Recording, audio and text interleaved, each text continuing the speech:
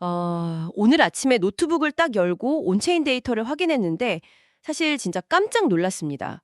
주말 사이 단 하루 만에 누군가 1억 4,500만 달러어치, 그러니까 우리 돈으로 수천억 원에 달하는 이더리움을 시장에서 막 진공청소기처럼 빨아들인 걸 발견했다고 한번 상상해 보세요. 와, 그건 진짜 시장에 던져진 엄청난 충격파죠. 보통 상장 기업이 자산을 매입한다고 하면 안전한 국채를 사거나 유망한 스타트업을 인수하는 그림을 떠올리기 마련이잖아요. 그렇죠. 보통은 그렇죠. 네, 그런데 현찰을 진짜 트럭 단위로 싸들고 나서 암호화폐를 단숨에 쓸어 담은 셈이니까요. 맞습니다. 몇 달에 걸쳐 조심스럽게 분할 매수한 것도 아니고 단 몇 시간 만에 벌어진 일입니다.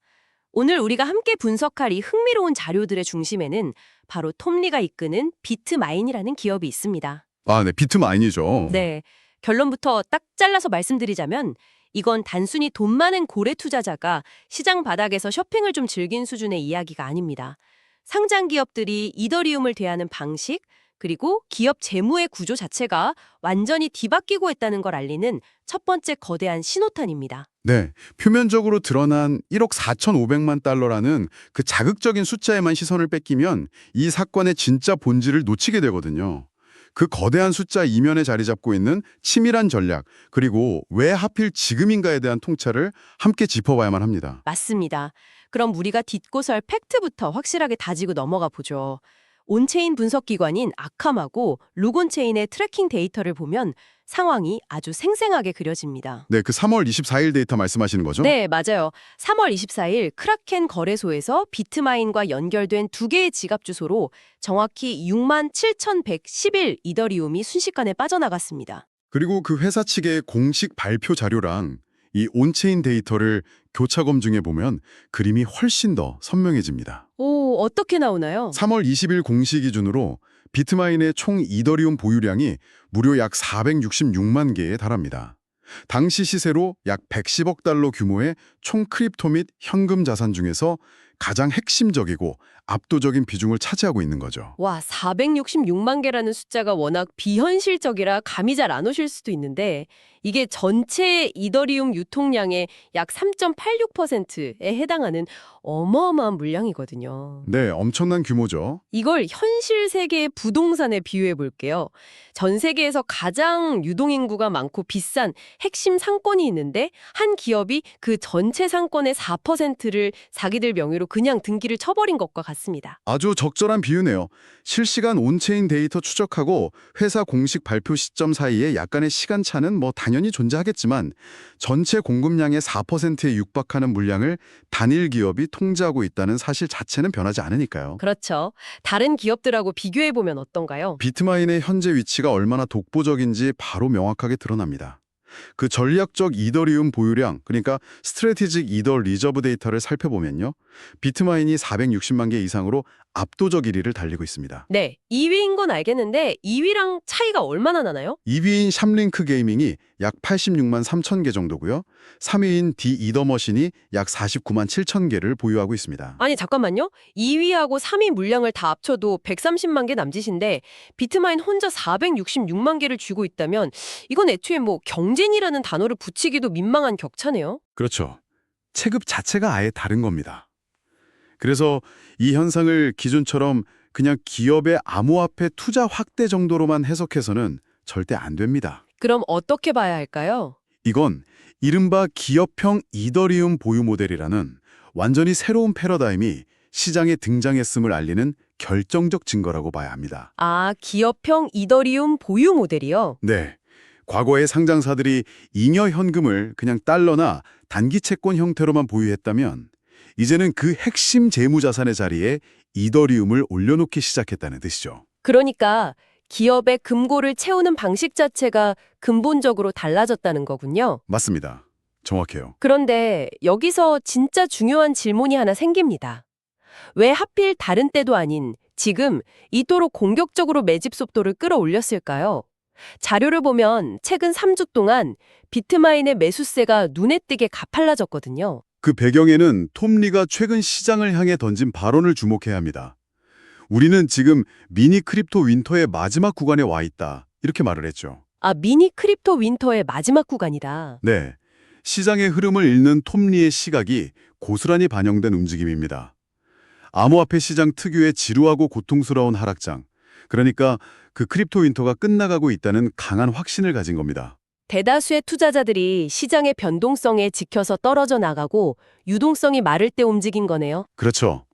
다들 무서워서 도망갈 때 묵묵히 저점에서 물량을 쓸어담는 전형적이고도 아주 과감한 고래의 전략을 실행에 옮긴 겁니다. 남들이 공포에 질려 도망칠 때 바닥에서 죽는 완벽한 역발상 투자처럼 보이기는 합니다. 하지만 시장 상황이 언제나 한 사람의 예상대로만 굴러가는 건 아니잖아요. 사실 그게 제일 무서운 부분이죠. 네, 바닥인 줄 알고 호기롭게 들어갔다가 진짜 지하실까지 뚫고 내려가는 이른바 떨어지는 칼날 잡기가 될 위험성도 분명히 존재하거든요. 맞아요. 그럼에도 불구하고 이들이 단순히 가격이 싸졌으니까 매수 버튼을 누른다. 이런 일차원적인 시각으로 접근한 건 아니라고 봅니다. 그럼 어떤 다른 이유가 있을까요? 이더리움이라는 자산이 가진 근본적인 구조, 즉 스스로 이자를 만들어내는 그 성질에 강력한 베팅을 한 겁니다. 3월 23일 기준 데이터를 자세히 들여다보면 아주 결정적인 힌트가 숨어 있습니다. 어떤 힌트죠? 비트마인이 보유한 466만 개의 이더리움 중에서 무려 314만 개가 스테이킹 되어 있다는 사실입니다. 아, 스테이킹이요. 제가 아까 이 상황을 핵심 상권의 부동산 매입에 비유했었는데요. 스테이킹 데이터까지 더해지면 이 비율을 조금 더 확장해야겠네요. 어떻게 확장하시겠어요? 비트마인은 단순히 금고에 부동산 문서를 고이 모셔두고 땅값이 오르기만 기다리는 게 아닙니다. 이들은 상권의 가장 중요한 메인 도로 한가운데 그냥 톨게이트를 떡하니 세워버린 겁니다. 와, 톨게이트요? 이해가 확 되네요. 네, 그 도로를 지나가는 모든 사람, 즉 이더리움 네트워크에서 거래를 발생시키고 스마트 컨트랙트를 실행하는 모든 사용자에게서 끊임없이 통행료를 걷어들이는 권한을 갖게 된 거죠. 정확합니다. 비트코인이나 금은 가치 저장 수단으로서 아주 훌륭하지만 그 자체로 새로운 현금 흐름을 창출하지는 못하잖아요. 그렇죠. 가만히 놔둔다고 이자가 붙진 않으니까요. 반면에 이더리움은 네트워크 보안을 유지하는 데 자산을 묶어두는 대가로 지속적인 보상을 지급합니다. 비트마인은 이더리움을 단순한 투자처가 아니라 스스로 이자를 낳는 수익 자산으로 활용하고 있는 겁니다. 단순한 시세 차익을 노리는 게 아니었군요. 네, 더 나아가서 314만 개라는 거대한 물량을 네트워크 의사결정 과정에 묶어뒀다는 건 향후 이더리움 생태계 운영에 막대한 지배력을 행사하겠다는 거거든요. 전략자산으로 삼겠다는 아주 강력한 의지이기도 합니다.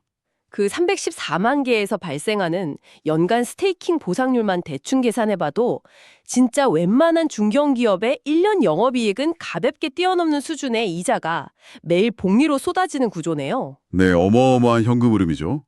이자를 스스로 낳으면서 디지털 영토의 권력까지 손에 쥐는 완벽해 보이는 모델입니다. 그런데 이상한 점이 하나 있습니다. 어떤 부분이죠? 이렇게 미래지향적이고 확실한 수익 모델을 갖췄는데 왜 정작 전통 주식시장의 반응은 한겨울 얼음장처럼 차가운 걸까요? 아, 주가 흐름 말씀이시군요. 네, 현재 이더리움 가격이 2,100달러 선에서 박스권에 갇혀 있기도 하지만 비트마인의 주가 역시 21달러 수준에서 좀처럼 힘을 쓰지 못하고 있습니다. 심지어 최근 6개월 동안에는 꽤 가파른 하락세를 겪기도 했고요. 네, 맞습니다. 회사는 엄청난 미래 자산에 푹식하고 있는데 주가는 역주행하는 이 모순, 이 상황은 어떻게 봐야 합니까? 그건 크립토라는 새로운 형태의 자산이 월가라는 가장 보수적인 전통 금융 시스템하고 충돌할 때 발생하는 필연적인 마찰음이라고 볼 수 있습니다. 마찰음이요? 좀 더 자세히 설명해 주시죠. 몇 년 전 강세장에서는 사실 기업이 장부에 암호화폐로 올렸다는 뉴스 한 줄만으로도 주가가 막 폭등하곤 했잖아요. 아, 맞아요. 회사 이름에 블록체인만 들어가도 주가가 날아가던 시절이 있었죠. 그렇죠. 하지만 지금의 시장 참여자들은 그때보다 훨씬 더 냉정하고 영리해졌습니다. 비트마인의 이 거대한 실험을 무작정 환호하는 대신에 아주 엄격한 잣대로 검증하고 있는 단계입니다. 그래, 너희 회사가 이더리움 많이 가지고 있고 매일 코인으로 이자를 받는다는 건 알겠어. 근데 변동성 심한 그 코인 이자가 도대체 언제 어떤 방식으로 우리 주주들의 계좌에 현금 배당으로 꽂힐 건데 이렇게 묻고 있는 거네요. 정확합니다. 기업의 본질적인 현금 흐름 창출 능력으로 직접 증명해보하고 깐깐하게 따져 묻고 있는 거죠. 전통적인 배당주나 안정적인 실적주를 평가하던 그 엄격한 틀에 이더리움 스테이킹 모델을 끼워 넣으려니까 당연히 의구심이 생길 수밖에 없겠네요. 네, 시작은 장부상의 잠재적인 가치가 아니라 실제적이고 안정적인 현금 흐름을 원하거든요. 코인 가격이 출렁일 때마다 기업의 전체 재무 건전성이 함께 널뛰는 리스크를 감수해야 하잖아요. 그렇죠. 리스크가 너무 크죠. 그래서 월가는 아직 이 모델에 확고한 프리미엄을 주지 않고 관망하고 있는 겁니다. 그 냉정한 평가 속에는 결국 단일 기업이 너무 많은 물량을 쥐고 있을 때 발생하는 거시적인 위험성도 포함되어 있을 겁니다. 오늘 이 분석을 함께 따라오고 계신 분들이 투자 관점에서 결코 놓쳐선 안 될 가장 중요한 포인트가 바로 이 공급 집중 리스크입니다. 네, 이 대목에서 전체 생태계의 철학과 충돌하는 아주 중대한 딜레마가 발생하거든요. 아까 비트마인이 현재 이더리움 전체 물량의 약 3.86%를 통제하고 있다고 했죠. 네, 거의 4%에 육박하죠. 만약 이들이 추가 매수를 계속 지속해서 상징적인 5% 선을 넘어간다면 과연 어떤 일이 벌어질까요? 단기적으로는 비트마인이라는 거대한 진공청소기가 시장의 매도 물량을 다 흡수해주니까 가격 하락을 방어하는 아주 든든한 지지성 역할을 할 수 있습니다. 당장은 가격 방어에 좋겠죠. 하지만 시야를 넓혀서 장기적으로 보면 꽤 섬뜩한 시나리오가 그려지기도 합니다. 어떤 점이 가장 우려되시나요? 이더리움은 태생적으로 소수의 권력에 휘둘리지 않는 탈중앙화를 가장 중요한 철학으로 삼고 있잖아요. 그런데 특정 상장사가 네트워크 지분의 5%를 좌지우지하게 된다. 만약 비트마인의 본업에 위기가 찾아오거나 경영진의 판단이 갑자기 바뀌어서 그 막대한 물량을 한꺼번에 시장에 던지기로 결정한다면 어떻게 될까요? 상상만 해도 끔찍하네요. 전 세계 이더리움 생태계 전체가 한 기업의 재무 상태에 따라 휘청거리는 그야말로 시스템 전체를 뒤흔들 수 있는 거대한 뇌관을 안고 가는 셈입니다. 그래서 우리는 비트코인을 대량 매집하는 다른 기업들의 기존 전략하고 이더리움을 중심에 두는 비트마인의 전략을 아주 명확히 구분해서 봐야 합니다. 어떤 근본적인 차이가 있나요? 비트코인을 기업의 재무자산으로 삼는 건 인플레이션을 방어하고 구매력을 보존하기 위한 디지털 금고의 역할에 가깝습니다. 하지만 이더리움 스테이킹 전략은 지속해서 현금 흐름을 창출하는 디지털 고수익 채권을 운용하는 것과 같습니다. 아, 디지털 금고와 디지털 고수익 채권. 확 와닿는 비유네요.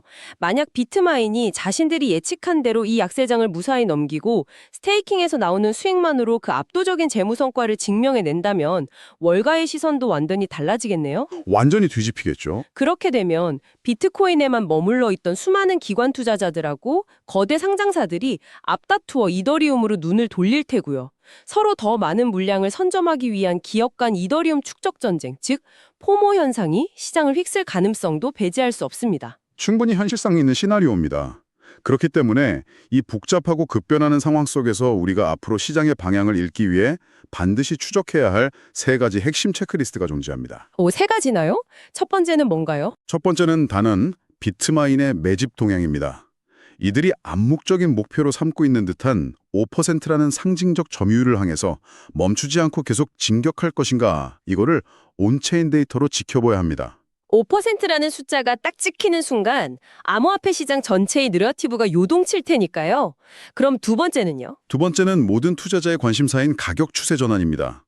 현재 2,000달러 초반이라는 좁은 박스권에 갇혀있는 이더리움 가격이 이 지루한 저항선을 뚫고 강세로 돌아설 수 있을 것인가 하는 점이죠. 만약 성공한다면 톰리의 그 바닥론이 정확했다는 것을 시장에 공식적으로 인정하는 성적표가 되는 거네요. 자, 그럼 마지막 세 번째 체크포인트는 무엇일까요? 이게 장기적인 관점에서 가장 중요한 대목인데요.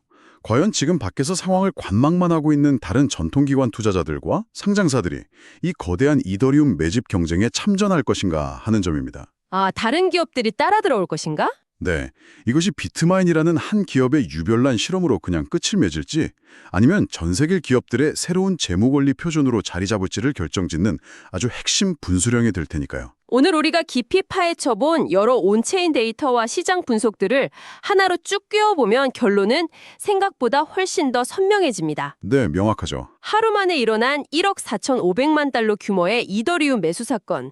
이것은 운 좋고 자본력 넘치는 누군가가 싼값의 코인을 주워 담은 단순 호재성 기사가 절대 아닙니다. 지금까지 개인 투자자와 개발자들이 중심이 되어 움직이던 이더리움 시장의 구조가 무서운 자본력과 치밀한 장기 전략을 갖춘 거대 기관 및 기업 중심으로 완전히 재편되고 있음을 알리는 가장 강력하고 노골적인 시작 신호입니다. 네, 디지털 자산 시장에 지각이 변동하는 그 거대한 태풍의 눈 속에서 우리는 지금 기업 재무 역사상 가장 대담한 실험을 실시간으로 목격하고 있는 셈입니다. 자, 오늘 흥미로웠던 분석을 슬슬 마무리하면서 이 대화를 함께 따라오고 계신 분들이 일상 속에서 문득 떠올려 볼 만한 좀 도발적인 질문을 하나 던져보겠습니다. 오늘 제가 이 엄청난 매수 규모를 설명하면서 가장 핫한 디지털 핵심 상권의 부동산 매입의 비유를 했었죠. 네, 톨게이트 비유도 있었고요. 네, 만약 멀지 않은 미래에 전 세계 거대 상장사들이 앞다투어 이 디지털 상권을 싹쓸이하고 그 문을 굳게 걸어 잠근 채 스테이킹이라는 월세 수익만 챙기기 시작한다면 과연 어떻게 될까요? 생태계에 큰 변화가 오겠죠? 실제로 그 네트워크 안에서 창의적인 앱을 만들고 활발하게 거래를 하면서 생태계에 활력을 불어넣어야 하는 진짜 사용자들의 세상은 과연 어떤 모습으로 변하게 될까요? 이것이 우리가 그토록 기대했던 진정한 탈중앙화 경제의 완성된 모습일까요? 아니면 디지털 영토의 이자를 독식하는 새로운 형태의 거대 디지털 지주회사들의 탄생일까요? 정말 깊이 생각해 볼 만한 주제네요.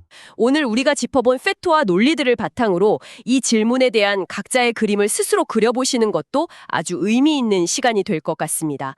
오늘 준비한 이야기는 여기까지입니다. 마지막에 시청해주셔서 감사합니다.